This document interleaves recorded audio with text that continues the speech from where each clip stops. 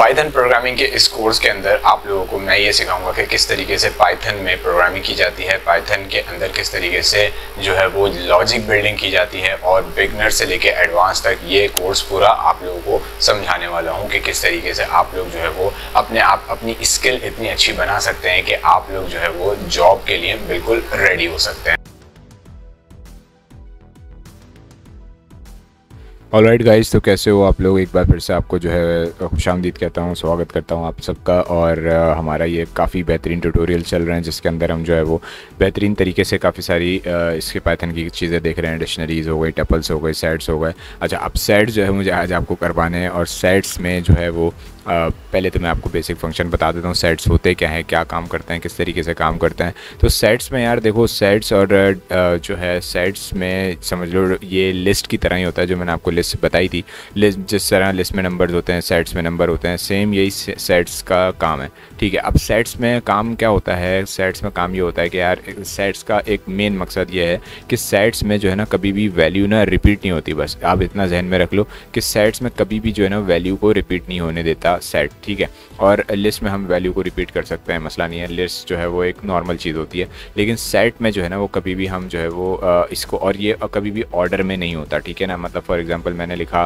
कि 1 2 3 4 5 और 9 8 7, तो ये जो है इसको ऑर्डर कभी भी मेंटेन नहीं करेगा। और मैं आपको पहले, चलो ज़्यादा बोलने की ज़रूरत नहीं है मुझे, मैं जस्ट आपको ये चीज़ चेक भी करवा देता हूँ। और मैं चलता हूँ यहाँ पे sets.py। ठीक है, सेट नहीं, सेट्स कर देते हैं इसको। और यहाँ पे मैंने एक सेट्स की जो है एक बना लिया मैंने फाइल, जिसमें मैं जो है आपको सबसे पहले एक सेट बना के दिखा देता हूँ। और लिखता हूँ मैं सेट इज इक्वल्स टू, अच्छा सेट भी जो है वो हम इससे ही करेंगे, यानी कि कर्ली ब्रेसेस से इसको ओपन करेंगे। और इसके अंदर जो है फॉर एग्जांपल मैंने वैल्यू डाल दी 3, 4, 5,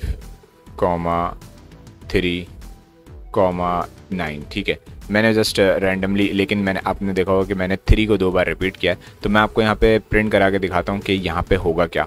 अब यहाँ पे अगर मैं सेट को प्रिंट करता हूँ तो आपके सामने जो है वो एक बार 3 की वैल्यू आएगी, और बाकी जो सेकंड टाइम पे वैल्यू है वो आपके सामने, ये आप देख सकते हो कि इसने एक बार, अच्छा, और इसने ऑर्डर भी मेंटेन नहीं करा। ठीक है ना, मेरे पास जो है आपके सामने ऑर्डर देखो क्या आया कि 9 जो है सबसे पहले आ गया, फिर इसके बाद 3 आया, फिर इसके बाद 4 आया, फिर इसके बाद 5 आया। यानी कि इसमें कोई ऑर्डर की हम वो नहीं कर सकते कि यार, हम एक्सपेक्ट नहीं कर सकते इससे कि यार ऑर्डर इसका ये मेंटेन करके देगा हमें। ठीक है ना, ये 3 देगा, 4 देगा, 5 देगा हमें, मतलब 3 से स्टार्ट करेगा, ये हम इसको एक्सपेक्ट कर ही नहीं सकते बिल्कुल भी। ठीक है ना, इससे तो मैं आपको दोबारा ये चला के दिखा देता हूँ, तो आप यहाँ पर दोबारा देख सकते हो कि जो है वो सेम ही मुझे मिला है।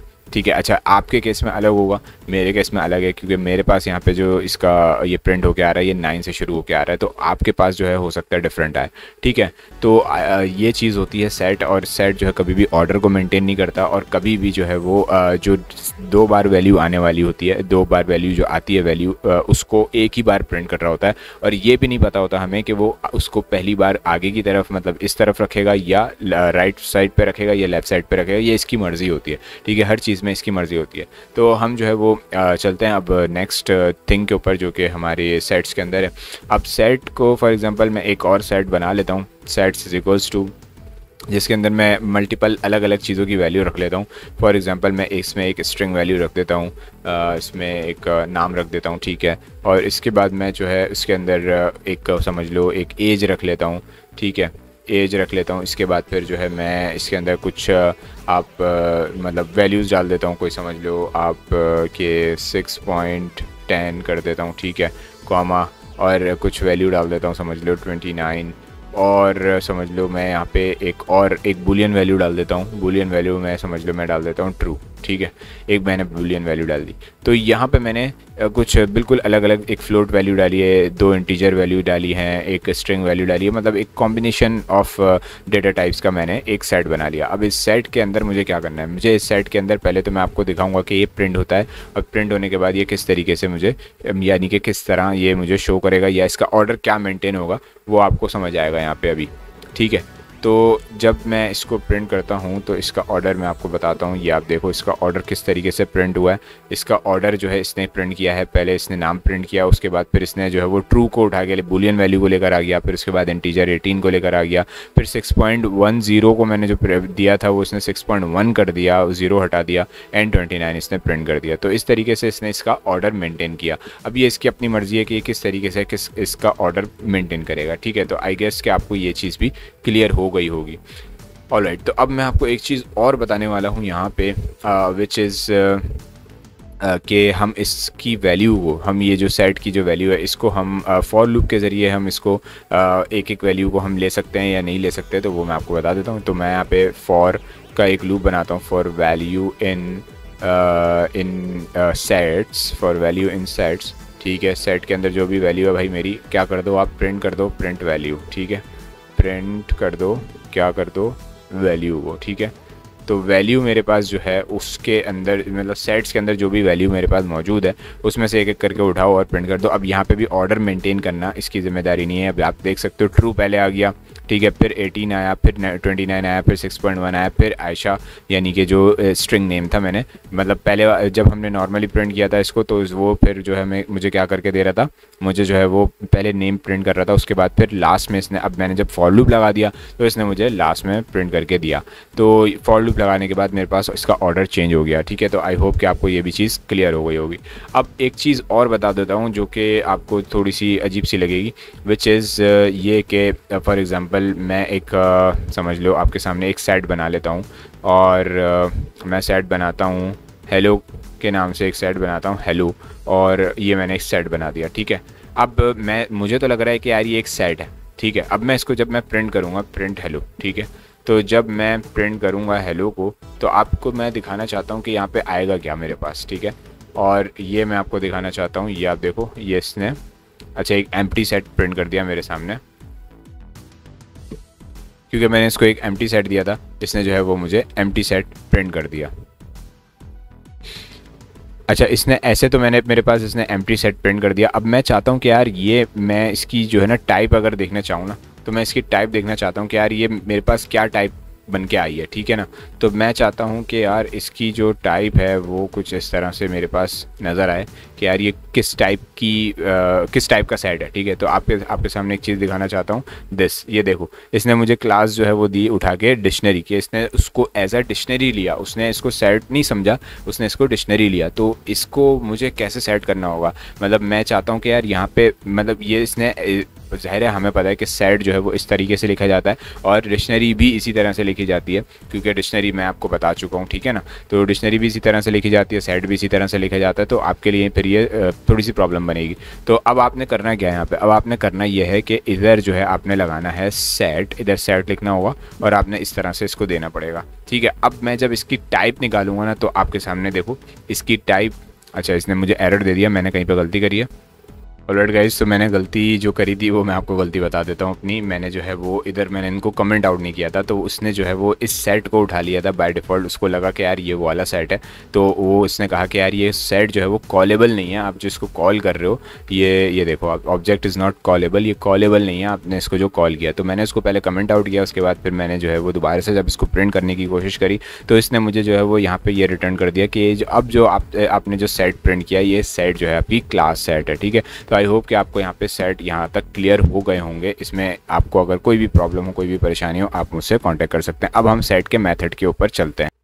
ऑलराइट, अब मैं सबसे पहले आपको जो है इन सेट के मेथड्स के अंदर मैं आपको यहाँ पे सबसे पहले बताना चाहता हूँ कि यूनियन का एक मेथड होता है हमारे पास सेट्स के अंदर, और यूनियन और इंटरसेक्शन और ये सब आपने जो है वो पढ़ा होगा आई गेस कि आपने मैट्रिक क्लास में 10 क्लास में आपने ये सारी चीज़ें पढ़ी होंगी। तो ये चीज़ें वही चीज़ें हैं, समझ लो कि जिस तरीके से सेट जो है वो यूनाइट होते हैं, सेट जो है वो इंटरसेक्ट होते हैं, सिमेट्रिक डिफरेंस होता है, तो यही चीज़ें हम जो है अभी यहाँ पर करने वाले हैं। तो सबसे पहले मैं आपको यहाँ पर बताऊँगा, पहले तो मैं सबसे पहले एक काम करता हूँ, सेट 1 सेट 2 बना लेता हूँ।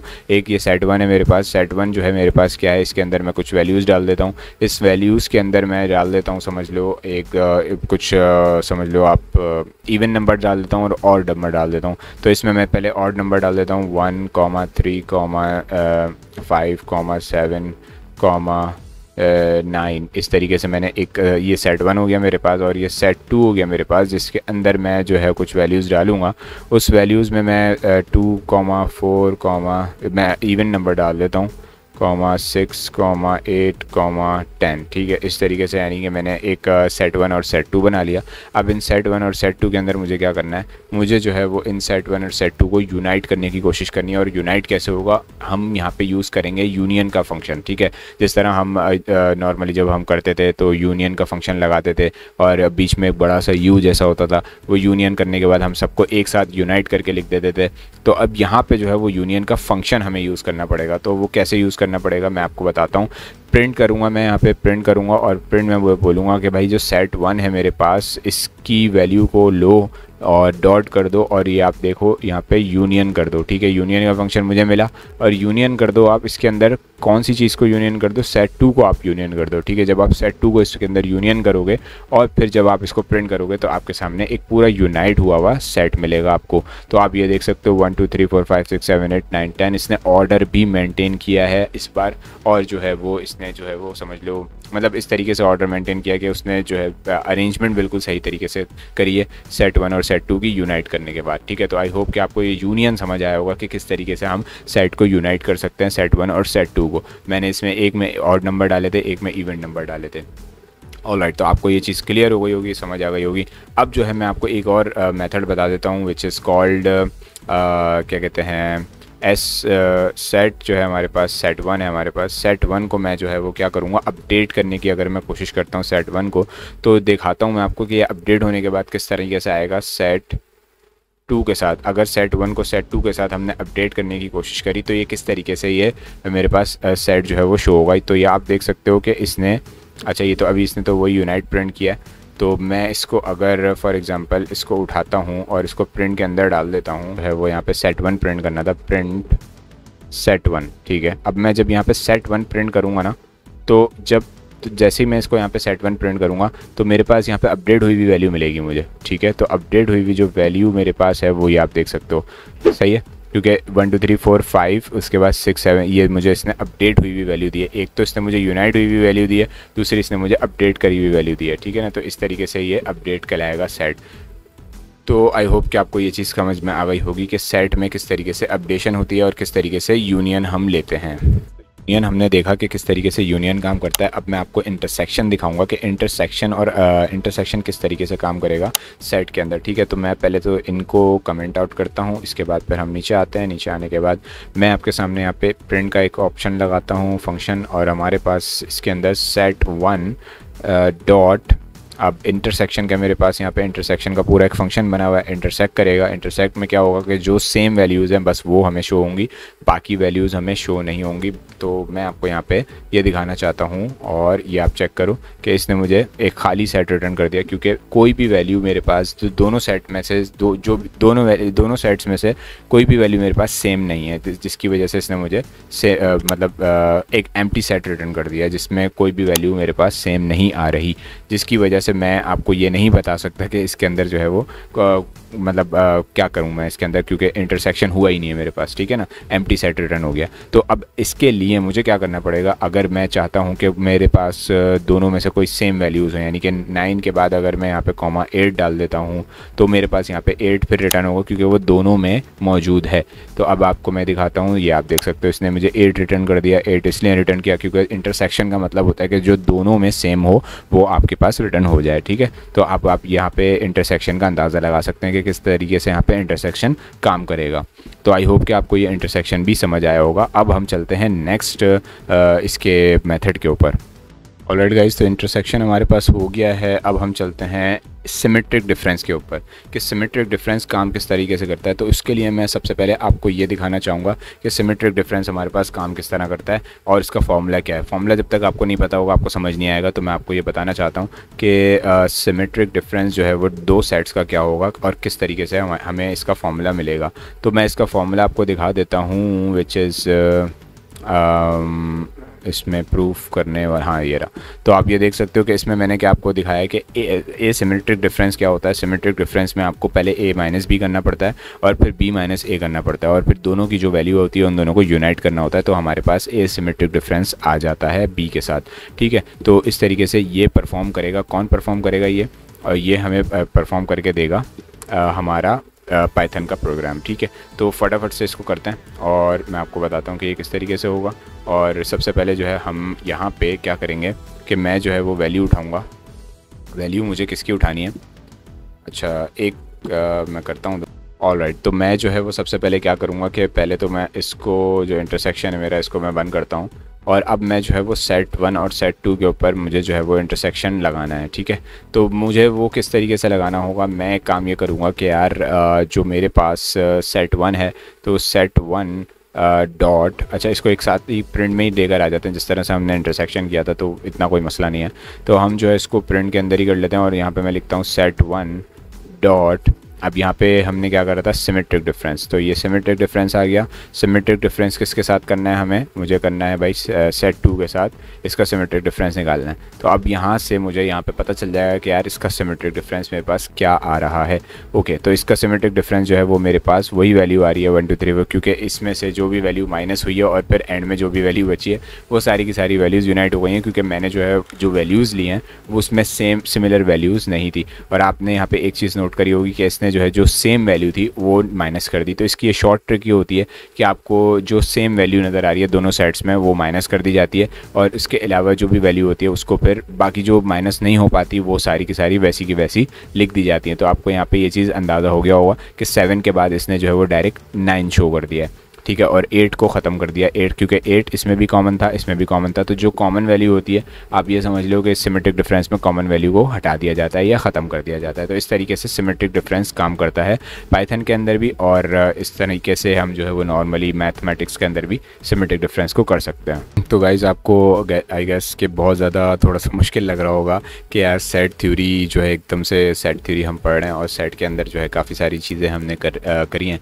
और क्योंकि आई नो कि काफ़ी सारे लोग ऐसे हैं जिन्होंने सेट्स कभी नहीं पढ़े, और जिन्होंने सेट्स कभी नहीं पढ़े तो उनको ये चीज़ बहुत मुश्किल लग रही होगी कि यार ये, जबकि मैंने बहुत ज़्यादा हद तक कोशिश करी है कि मैं आपको बहुत इजी करके सिंपल करके बताऊं कि यार सेट किस तरीके से काम करते हैं, सेट जो है वो और ये काम हमें क्यों करना ज़रूरी है, क्योंकि हमें जो है वो आगे इनसे डील करना पड़ेगा, ठीक है ना। तो इसको जो है वो कोशिश आप ये करो कि जितना ज़्यादा आप जो है, मैंने इसमें कोशिश यही करी है कि जितना आपको आसान तरीके से बता सकता था आपको बताया। इसके अलावा इसके अंदर बहुत सारे मेथड होते हैं, सुपर सेट होता है, सब सेट होता है और ऐड होता है, रिमूव होता है, पॉप होता है, बहुत सारे मेथड होते हैं। अब सारे मेथड बताना यहाँ पे पॉसिबल नहीं है, वैसे वीडियो काफ़ी लंबी हो चुकी है।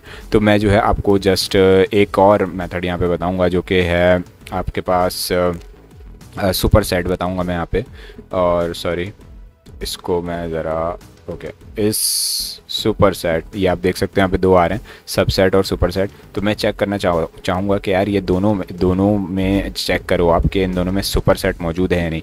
तो आप ये देख सकते हो इससे मुझे फॉल्स रिटर्न किया हुआ है, फॉल्स रिटर्न किया हुआ है। उसकी वजह ये है कि इन दोनों में जो एलिमेंट है वो एक दूसरे से चेंज है, अलग है, ठीक है। सिर्फ एक ही मेरे पास वैल्यू सेम है बट जो है वो इसमें मतलब कंक्लूड नहीं हो रही, जिसकी वजह से ये सुपर सेट है, मेरे सुपर सेट नहीं है मेरे पास, फॉल्स आ गया। इसी तरीके से मैं इसको चेक कर सकता हूँ क्या ये जो है मेरे पास इसका सबसेट है या नहीं है, ठीक है। तो सबसेट में भी मेरे पास ये फॉल्स ही आएगा आई गेस, हाँ बिल्कुल फॉल्स आएगा। ओके, अब इसके बाद मैं जो इसके अंदर इसका जो है वो डिसजॉइंट भी चेक करा के दिखा देता हूँ आपको। इसका इस डिसजॉइंट है क्या या इसका या नहीं है। तो आप ये देख सकते हो इसमें ये डिसजॉइंट भी नहीं है। तो आप इस पहले आपको जो है ना, अगर आपको ये करना है तो टू बी ऑनेस्ट आपको जो है वो सेट थ्योरी के सारे फंक्शंस देखने पड़ेंगे, पढ़ने पड़ेंगे। और मैं आपको यही बोलूँगा कि आप बार बार इसको देखो, इसको करो, ताकि जो है आपको आसानी हो और आप ईजिली कर सको, ठीक है। और एक मेथड और आपको बताऊँगा यहाँ पे विच इज़ कॉल्ड पॉप का मेथड है हमारे पास, और इसको पहले मैं बंद करता हूँ और उसके बाद फिर मैं एक पॉप का मेथड आपको यहाँ पे बताता हूँ। उसके बाद फिर हम इसको वीडियो को एंड करते हैं। तो सबसे पहले मैं जो है वो फॉर एग्ज़ाम्पल लेता हूँ RES का एक वेरिएबल बना लेता हूँ, RES इज इक्वल्स टू, जिसके अंदर मैं set1 उठा लेता हूँ, set1 और set1 डॉट पॉप कर देता हूँ। इसके अंदर से कोई भी रैंडमली वैल्यू पॉप कर दी जाएगी। अब ये कौन रैंडमली वैल्यू पॉप करेगा, ये पाइथन का कंपाइलर जो है वो रैंडमली कोई भी वैल्यू set1 में से पॉप करके मुझे दिखा देगा। तो मैं यहाँ पे प्रिंट करूँगा आपके सामने, और प्रिंट कर दूँगा, मैं किसको प्रिंट करूँगा, मैं आइटम्स जो मेरे पास इसके अंदर मौजूद हैं RES, इसको मैं प्रिंट कर दूंगा। तो इससे ये मेरे पास इसको ये प्रिंट करके दिखा देगा। तो ओके, इसने रैंडमली 1 उठा लिया, ठीक है, 1 उठा लिया। और इसके बाद मैं दोबारा इसको चला के देखता हूँ तो पॉप ये 1 ही रैंडमली 1 ही उठा रहा है, पहले ही आइटम उठा रहा है, ठीक है। तो इस तरीके से ये पॉप का मेथड काम करता है। और इस तरीके से बहुत सारे जो है वो इसमें मेथड्स होते हैं। मैं आपको यही बोलूँगा कि आप लोग सारे मेथड को देखें, चेक करें, और इसमें कोई भी अगर आपको परेशानी हो, कोई भी मसला हो, तो मैं जो है वो आपकी मदद कर सकता हूँ। और इसके अलावा मैं ऑनलाइन क्लासेस भी जो है वो करवाता हूँ, ऑनलाइन इसके मतलब जो लाइव क्लासेस होती हैं, क्योंकि ये तो मेरा कोर्स रिकॉर्डेड है, तो मैं जो है लाइव क्लासेस भी करवाता हूँ। इन केस अगर आपको लाइव क्लासेस की ज़रूरत हो तो आप जो है वो मुझसे कांटेक्ट कर सकते हैं। मेरा कांटेक्ट नंबर भी आपके सामने आ रहा होगा, और सोशल मीडिया प्लेटफॉर्म्स भी आपके सामने आ रहे होंगे, आप वहाँ से मुझे फॉलो भी कर सकते हैं। मैं मिलता हूँ आपसे नेक्स्ट वीडियो में। Thanks for watching this video.